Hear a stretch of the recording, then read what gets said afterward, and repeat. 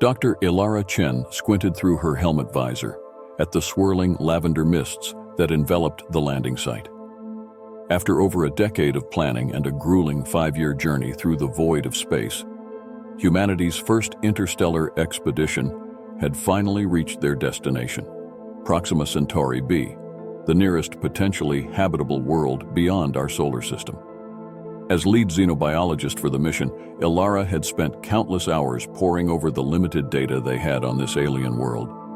From orbit, it had appeared deceptively Earth-like, a rocky super-Earth with about 3 times Earth's mass, orbiting within the habitable zone of its dim red dwarf star. Spectral analysis had detected water vapor and oxygen in the atmosphere, fueling hopes that the planet could harbor alien life. But as their lander had descended through the thick atmosphere, piercing through layers of clouds, it became clear that the surface was far stranger and more alien than they had imagined. The entire landscape was shrouded in an omnipresent lavender haze that obscured visibility beyond a few dozen meters. Ilara turned to Captain Miguel Santos, who stood beside her at the base of the lander's boarding ramp. His craggy features were barely visible behind his reflective visor, but she could sense the tension in his posture. "Atmospheric readings are stable," Miguel said, his voice crackling over the suit's comm system. "Oxygen levels are even higher than Earth normal. No detectable toxins or pathogens. But there's something off about the chemical composition. Lots of complex organic compounds we can't identify." Ilara nodded, her scientific curiosity warring with a growing sense of unease. "We knew this world would be alien. That's why we're here, to study it and unlock its mysteries." "I know," Miguel replied, "but I've got a bad feeling about this mist. We should proceed with extreme caution." "Agreed.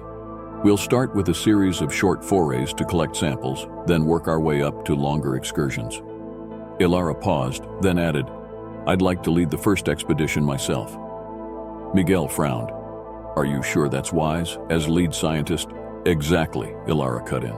"I'm the most qualified to identify potential xenobiological samples, and if there are any risks, I should be the one to face them first." After a moment of hesitation, Miguel nodded. "All right, but you take Jackson and Okafor with you, and you stay within visual range of the lander at all times." "Understood." Ilara gave a crisp nod, then turned to address the rest of the 12-person crew who had gathered at the base of the ramp. "All right, team, this is what we've been training for. Jackson, Okafor, gear up. We're going for a little stroll." As the 2 junior scientists hurried to don their protective suits, Ilara did one final check of her own gear. The flexible exosuit was the most advanced protective equipment ever developed, capable of withstanding extreme temperatures and pressures while maintaining perfect atmospheric isolation. A compact air recycler hummed softly on her back, and an array of sensors continuously monitored both her vital signs and the external environment. Once Jackson and Okafor were ready, Ilara led the way down the ramp. She paused for a moment at the bottom, her boot hovering just above the alien soil. Then, with a deep breath, she took that historic first step. The ground was surprisingly springy beneath her feet, almost spongy in texture. As Ilara took a few more steps, tendrils of mist seemed to curl around her legs, as if drawn to her presence. She activated the suit's external sampling system, hearing the soft whir as it began collecting atmospheric and particulate samples for later analysis. "Gravity feels close to Earth normal," Jackson commented as he joined her. "Maybe 10% stronger? The air pressure too." Ilara nodded absently, her attention focused on the undulating patterns in the mist. As they shifted and swirled, she could almost imagine seeing shapes forming, fleeting impressions of alien geometries that vanished as soon as she tried to focus on them. "Let's do a standard survey pattern," she said, shaking off the odd sensation. 10-meter radius around the lander. Collect soil, atmospheric, and biological samples every 2 meters. They set to work methodically, fanning out to cover the area around the landing site. The mist seemed to part before them, then close in again behind, leaving them in a small bubble of visibility. Ilara crouched to examine a patch of what looked like thick purple moss growing on a rock. As she leaned in closer, She could have sworn she saw the moss quiver and shift, as if recoiling from her presence. She blinked, and the movement was gone. Probably just a trick of the light, she thought. But when she tried to take a sample, her collection tool passed right through the moss, as if it wasn't there. "That's odd," she muttered. "Jackson, Okafor, are you having any trouble collecting samples?" There was a moment of silence, then Jackson's voice came through the comm. Yeah, actually. Everything I try to pick up just isn't there when I touch it, like it's just mist." "Same here," Okafor added, a note of confusion in her voice. "And is it just me, or is the mist getting thicker?" Ilara stood and looked around. The lavender haze did seem to be intensifying, making it harder to see the lander. An inexplicable feeling of dread began to creep over her. "All right, let's regroup at the lander," she said, trying to keep her voice calm. "Something strange is going on."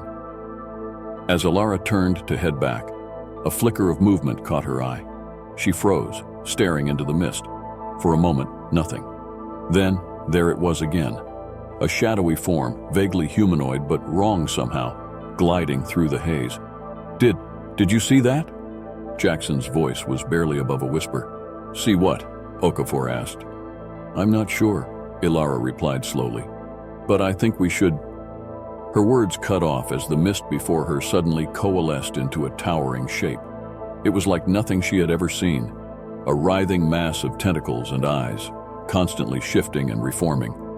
Ilara stumbled backwards with a cry of shock. "Ilara, what's wrong?" Miguel's voice cut through her panic. She blinked, and the apparition was gone. Just smooth, undulating mist.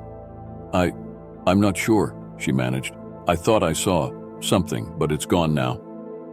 "Get back to the ship," Miguel ordered. "All of you, now." They didn't need to be told twice. Ilara hurried towards where she thought the lander should be, her heart pounding. But as she walked, the mist seemed to thicken even further, until she could barely see her own hands in front of her. "Jackson? Okafor? Can you see the lander?" she called out. There was no response. "Jackson? Okafor? Miguel? Anyone copy?" Nothing but static. Panic began to set in as Ilara realized she was completely lost in the mist. She spun around, trying to get her bearings, but every direction looked the same. And then the vision started again.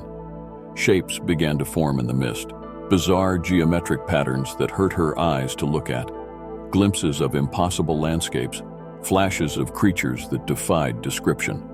They flitted at the edges of her vision, vanishing whenever she tried to focus on them directly.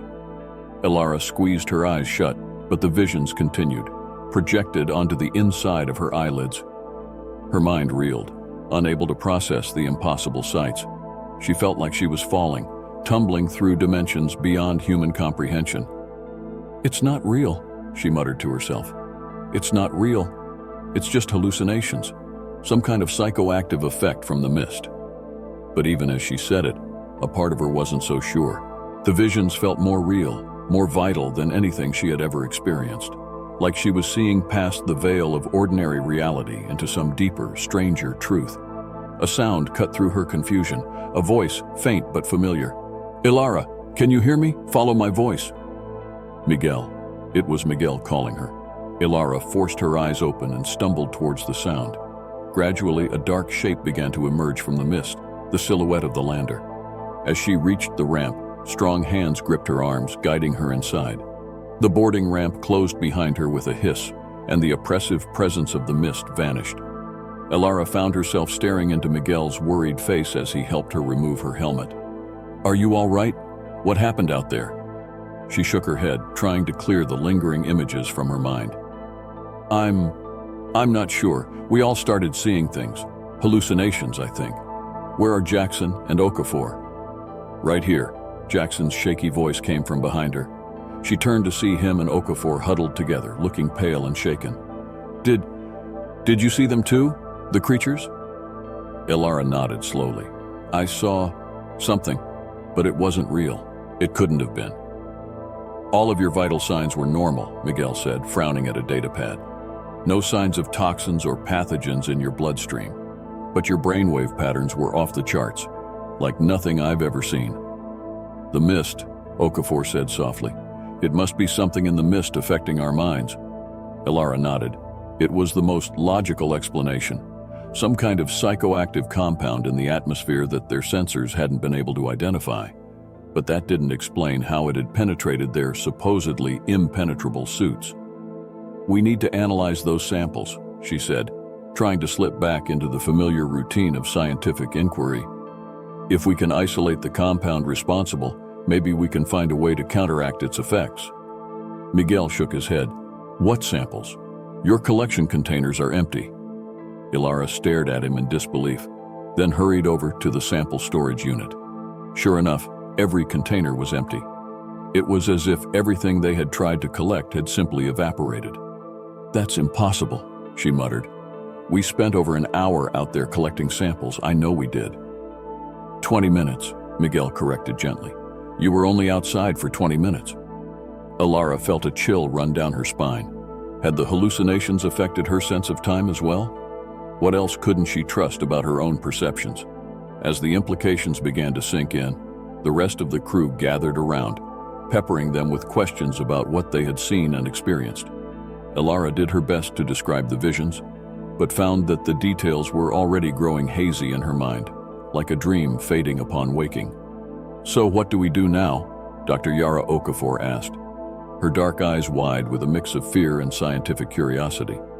We can't explore if we start hallucinating as soon as we step outside. Maybe we could try robotic probes, suggested Dr. Lei Zhang, the mission's chief engineer. If it's some kind of psychoactive compound affecting our minds, machines should be immune. Miguel nodded thoughtfully. It's worth a try. Lei, start prepping our survey drones for deployment. Ilara, I want you and your team to go over all our sensor data with a fine-tooth comb. There has to be something we're missing about the composition of that mist. As the crew dispersed to their tasks, Ilara found herself staring out one of the lander's small viewports. The lavender mist swirled hypnotically, and for a moment she could have sworn she saw shapes moving within it, beckoning to her. She shook her head and forced herself to look away. Focus on the data, she told herself. That's the only way we'll figure this out. But as she immersed herself in chemical analysis and atmospheric readings, a part of her mind kept drifting back to the visions she had experienced. Despite the terror and disorientation, there had been something compelling about them. A sense of vast, alien intelligence lurking just beyond the limits of human perception. For the next several days, the expedition fell into an uneasy routine. Lei's drones proved just as ineffective as human explorers. Their sensors failed to detect anything unusual in the mist, but they invariably lost contact and went haywire within minutes of deployment. Ilara and her team worked around the clock, analyzing and reanalyzing every scrap of data they could gather. But the mist remained stubbornly enigmatic, defying their every attempt to understand its nature or composition. The crew grew increasingly frustrated and on edge. They had come all this way, only to be stymied by an impenetrable lavender haze. Arguments broke out over the smallest things, and Ilara often caught her colleagues staring out the viewports with a strange, yearning look in their eyes. She understood the feeling all too well. Despite the danger, she felt an inexplicable urge to go back out into the mist, to experience those impossible visions again, to understand. It was during one of her late-night research sessions that Ilara had her breakthrough. She had been poring over visual spectrum analyses of the mist for what felt like the 100th time when something clicked in her mind. The patterns in the data, they weren't random. There was a structure there, a complexity that went far beyond ordinary atmospheric phenomena. Her hands shook with excitement as she ran the data through a series of algorithms designed to detect patterns in seemingly chaotic systems. As the results came up on her screen, she let out a gasp of astonishment. "Miguel!" she called out, not caring that it was the middle of the night. "Everyone, you need to see this!" As the groggy crew assembled in the lab module, Ilara could barely contain herself. "Look," she said, pointing to the swirling fractal patterns on her screen. "The mist, it's not just a chemical compound or an atmospheric phenomenon, it's alive. Or rather, it's part of something alive, something unimaginably vast and complex." She pulled up a three-dimensional model, showing how the patterns extended far beyond the planet's surface and into the upper atmosphere. The entire biosphere is a single, interconnected organism. And the mist? I think it's like neurons in a brain, a planetary-scale nervous system. The implications were staggering. They hadn't landed on an alien world. They had landed on an alien. But what about the hallucinations? Jackson asked. Why would it make us see things? Ilara's eyes gleamed with excitement. I don't think it was trying to make us hallucinate. I think it was trying to communicate. But its consciousness is so vast, so alien to our own, that our brains simply couldn't process the input properly. It overloaded our senses. A hush fell over the group as they contemplated this. They had prepared for so many possibilities: microbial life, simple plants and animals, even primitive sapient species, but nothing could have prepared them for this. So what do we do? Miguel asked softly. How do we communicate with something so far beyond our comprehension? Ilara took a deep breath. I have an idea, but it's dangerous, and I'll understand if you refuse. She explained her plan. By modifying their suits' neural interfaces, normally used for seamless mental control of suit functions, they might be able to link directly with the mist organism's attempt at communication. It would be overwhelming, possibly traumatic, but it might be the only way to truly make contact. Absolutely not, Miguel said firmly. It's far too risky. We have no idea what that kind of direct neural link could do to a human mind. I'll do it, Ilara replied without hesitation.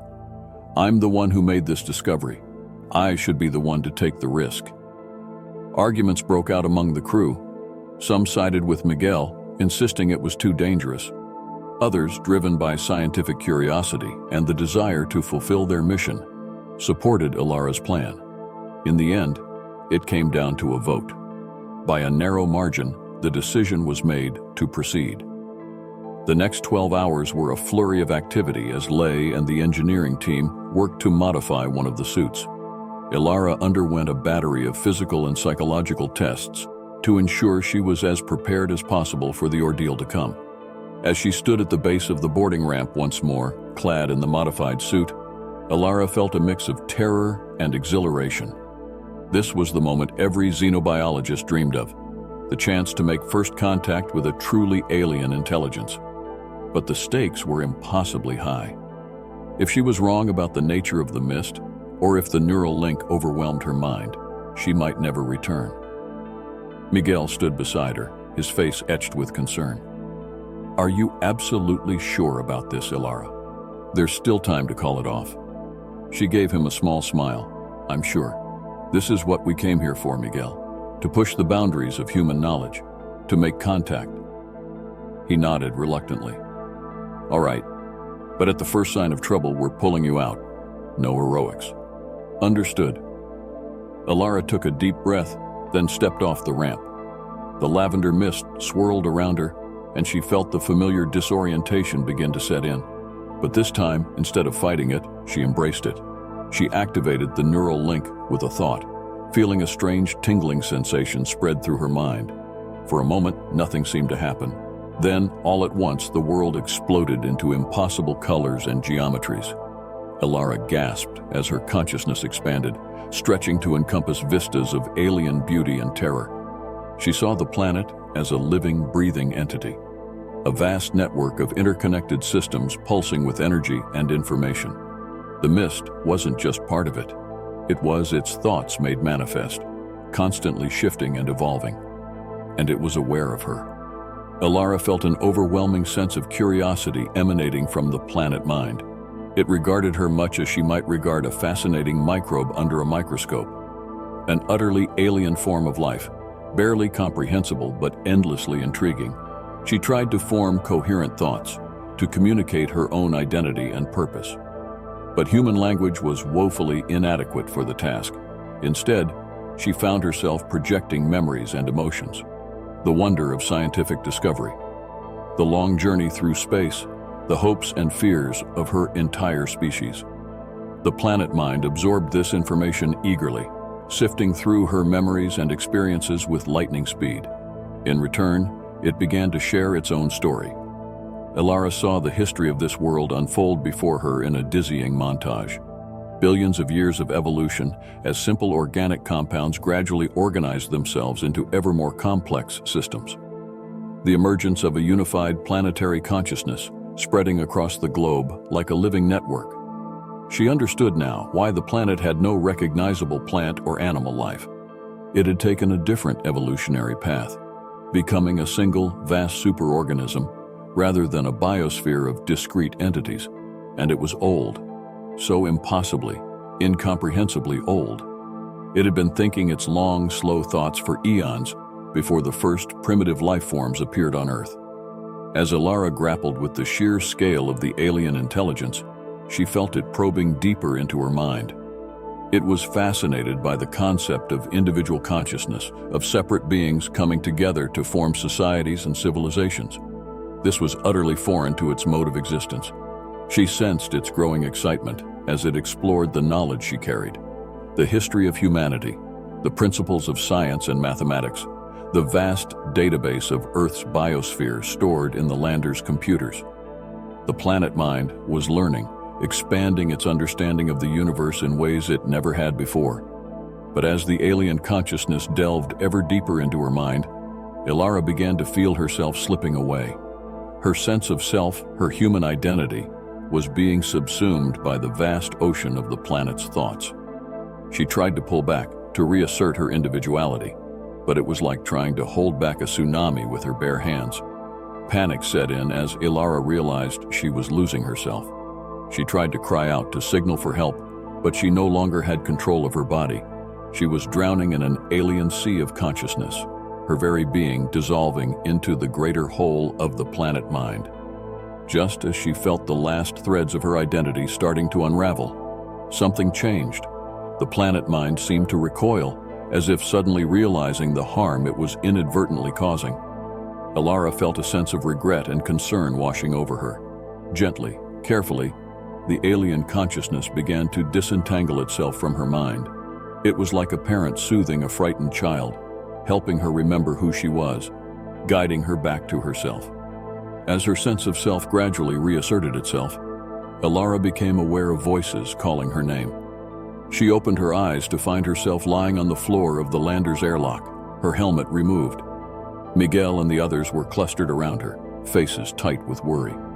"Elara, can you hear me? Are you all right?" Miguel's voice sounded distant and distorted, as if coming from underwater. She tried to speak but only managed a weak groan. Her mind felt raw and oversaturated, struggling to process the torrent of alien thoughts and memories. "Vital signs are stabilizing," she heard someone say. "Brain activity returning to normal parameters." Elara blinked, trying to focus on the familiar faces around her. How long?" she managed to croak. 3 hours, Miguel replied, his voice thick with emotion. "You were out there for 3 hours. We were about to initiate emergency extraction when you suddenly collapsed and started convulsing. What happened out there?" Elara closed her eyes, overwhelmed by the flood of memories. "I made contact," she whispered. "It's alive, the whole planet. It's alive and it's ancient and it's beautiful." A ripple of excitement went through the crew, but Miguel held up a hand for silence. "Let's get her to the medbay. She needs rest and a full evaluation before we debrief." As they helped her to her feet, Elara's gaze was drawn to the nearest viewport. The lavender mist seemed different now, not threatening or alien, but familiar, welcoming even. And she could have sworn she saw patterns forming in its swirls, not random, but deliberate, like words written in a language she was only beginning to understand. Over the next few days, as Elara recovered from her ordeal, she struggled to put her experience into words. How could she possibly convey the vast, alien beauty of the planet mind's thoughts? How could she explain what it felt like to have her consciousness expanded to a planetary scale, even for a brief time? The crew listened in rapt attention as she described as much as she could, peppering her with questions. But Elara could see the doubt in some of their eyes. Without experiencing it themselves, it was almost impossible for them to truly comprehend what she had encountered. "So what do we do now?" Jackson asked after Elara had finished her account. "How do we study something like this? Our usual scientific methods seem inadequate. Elara nodded. We need to completely rethink our approach. This isn't just an alien ecosystem we can sample and catalog. It's a sapient being, ancient, vastly intelligent, but utterly different from us. We need to approach this more like diplomats than scientists. Are you suggesting we try to negotiate with a planet? Miguel asked, his brow furrowed. In a sense, yes, Elara replied. The planet mind is curious about us. It wants to learn, to exchange knowledge, but we need to find a way to communicate that doesn't risk overwhelming our minds. Discussions went on for days as the crew debated their next move. Some, like Jackson, were eager to attempt more direct neural links, arguing that the potential knowledge to be gained was worth the risk. Others were more cautious, advocating for a slower, more methodical approach. In the end, they decided on a compromise. They would attempt to establish a more limited form of communication using a combination of mathematical signals and simple visual patterns projected into the mist. It was a crude method compared to the direct mental link, but it was safer and allowed more members of the crew to participate.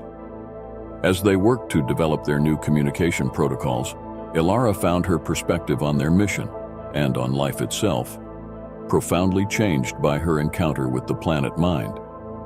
The boundaries between self and other, between individual and environment, seemed less fixed than she had once believed. She often found herself standing at the viewports, gazing out at the swirling lavender mist, lost in thought.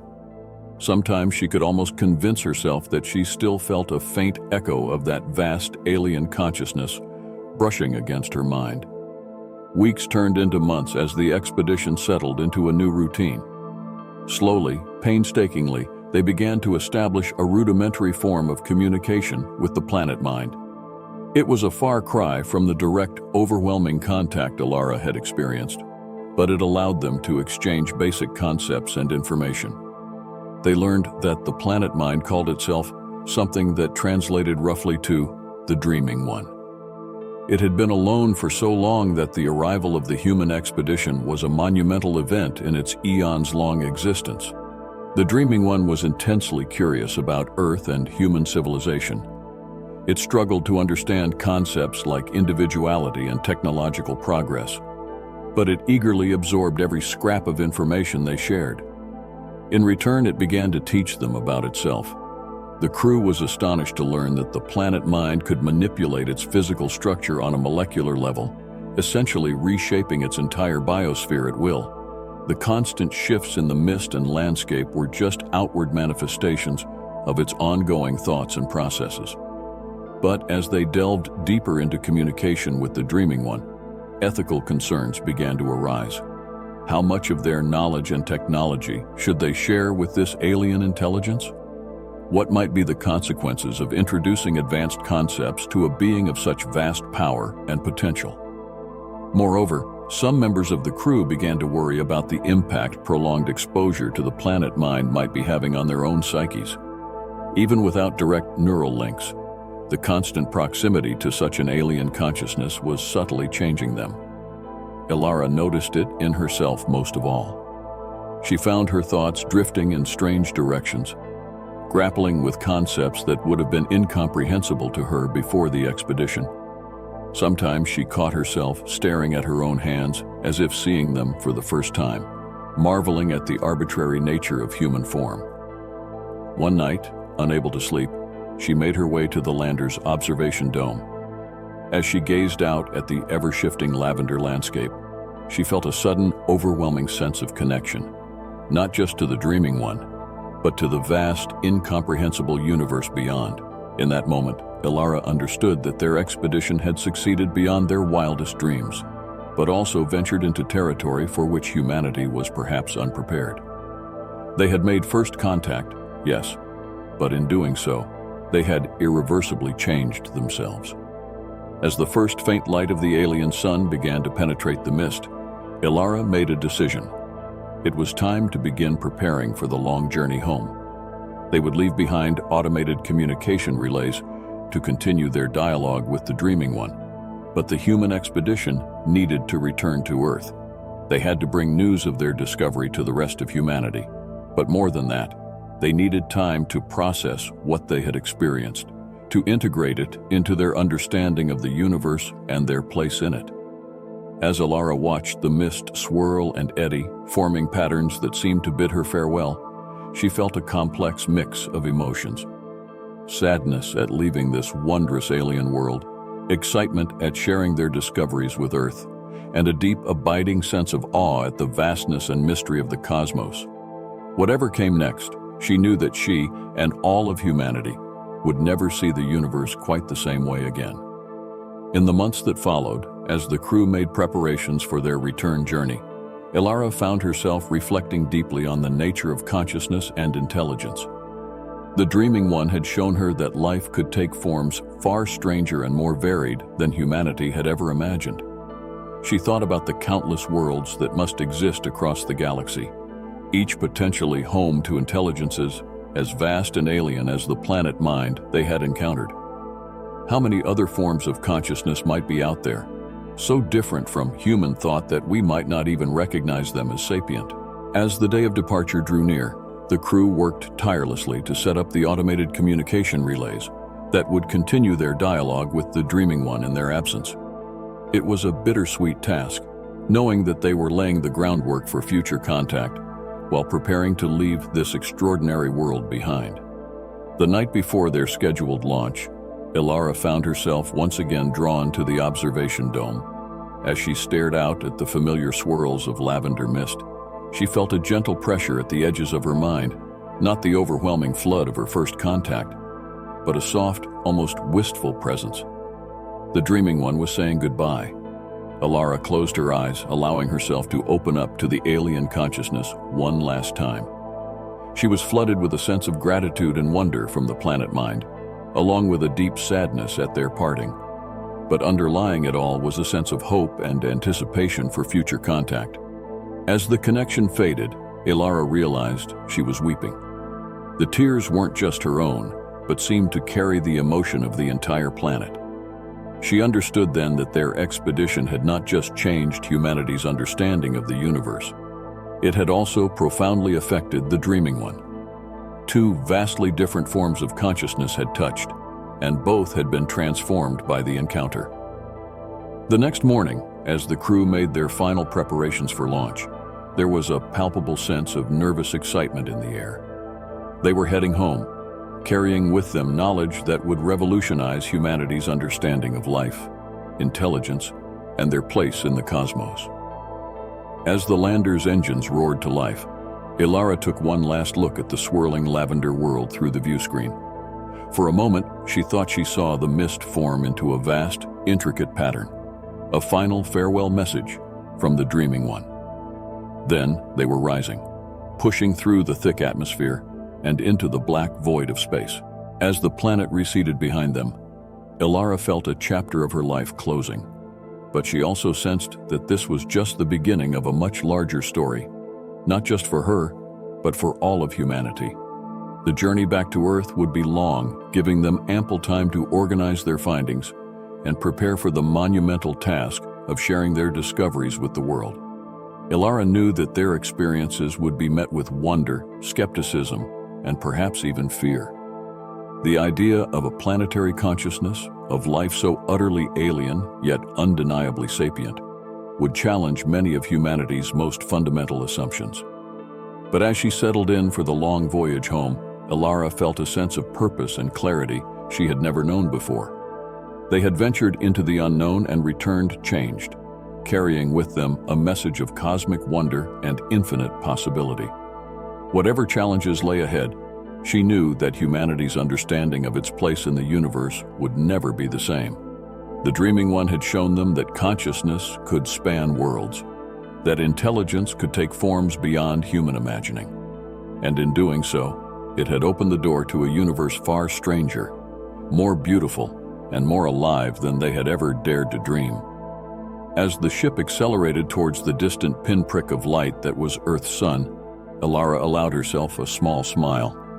Their journey was far from over. In fact, she realized it was only just beginning.